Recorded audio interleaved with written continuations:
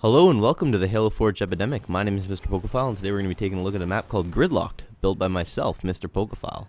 Now essentially, this is a linear style infection map, part of a campaign I like to call Project T. It is map number 3 in the campaign, and it takes place in this destroyed city, as you can tell.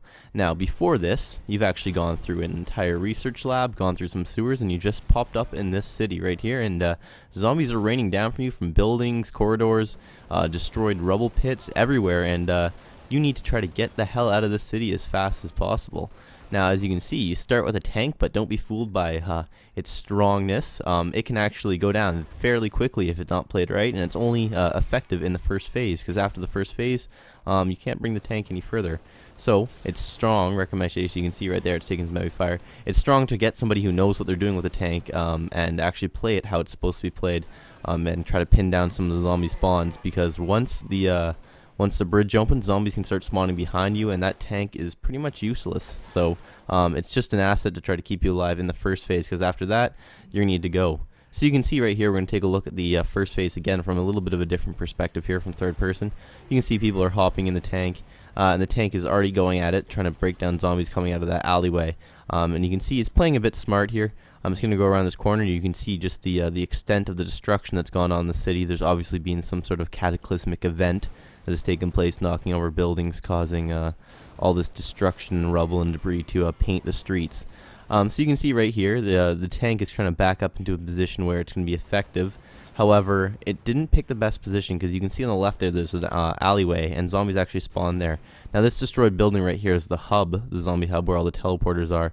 And you're going to be spawning there quite a bit if you're a zombie, but you've got 3 teleporters, which will bring you to various points in the map. But you can see the tank actually was destroyed there because it was sitting next to this alley. Now here's the bridge that spawns the second area. It goes over this kind of water canal down here below. And you're going to try to move across this bridge really quickly with your team, and you're going to want to make sure that your team comes with you. Otherwise, zombies can jump up from behind you.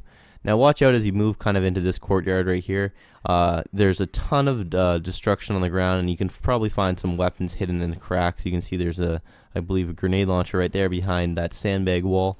And there's a bunch of bullet fire going on, and what you're going to want to do is you're going to want to try to play as close to your teammates as possible here, because if you don't, chances are you're going to die. Now come into this courtyard right here. This is where you're going to wait to go to the second room. You can see there's a sewer on the ground, so you're going to want to watch out for zombies popping out of there, because they're going to fly out. There's also an alleyway just in front of you, so you're going to want people playing the alleyway and people guarding the sewer if you want to survive, because this is where it starts to get pretty difficult here. You don't have that tank protecting you anymore. So you can see we're starting to get pretty overrun here by the sewer.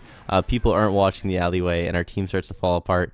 But we're going to take again a look at this from a third-person perspective here of how it's supposed to be played here.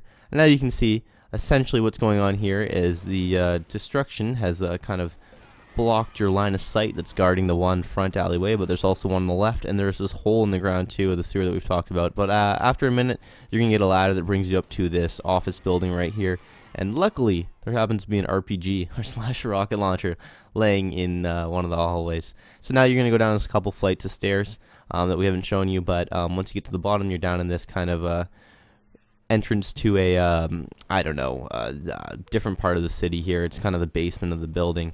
And you can see there's the support beams and a little bit of crates and a couple weapons for you, but there's also a lot of entries. You can see there's one here on the left.